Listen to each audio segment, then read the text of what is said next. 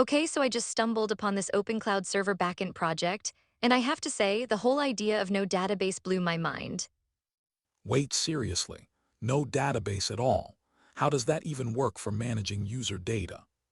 Right? They store everything in the file system. It's like they're saying, why complicate things? But doesn't that raise some concerns? For sure. I mean, relying on the file system could be risky. What if there's a crash or data corruption?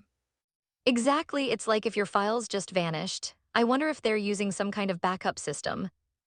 I hope so, but you know what's interesting? They authenticate users via OpenID Connect, which adds some nice security layers.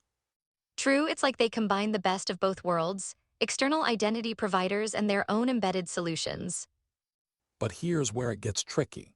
How do they ensure the security of user data without a traditional database? Good point, the lack of a database could simplify some aspects, but it might also complicate security protocols. And what about scalability? If a lot of users start joining, does the file system approach hold up?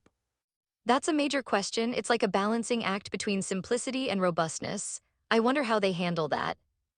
You know, they encourage contributions and community involvement, which could help address these issues. Right? It's like they're building this collaborative ecosystem. But how effective is open source in fixing core architectural flaws? I think it depends on the community's expertise. If there's a strong developer base, they can really improve things. That's true, but what about the potential for fragmentation? Different versions could lead to inconsistencies. Oh, absolutely. And that could complicate user experience. I wonder if they have measures in place to prevent that.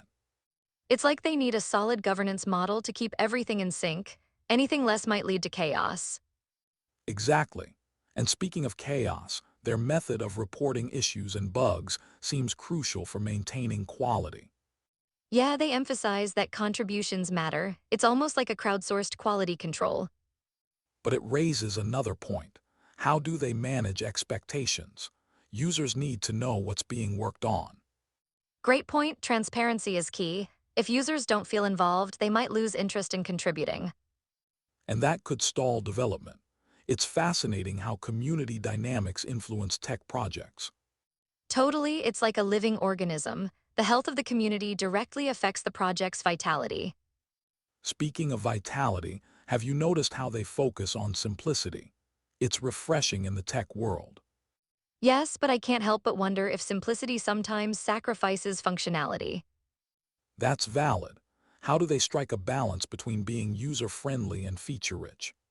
Right? I guess it depends on the target audience. Are they catering to developers or everyday users? Good question. If it's developers, they might prioritize features over ease of use. And yet, ease of use could attract non-developers, which might expand their user base. It sounds like they could benefit from surveying their users to see what they actually want. That's a smart move. Listening to users can guide development in really meaningful ways.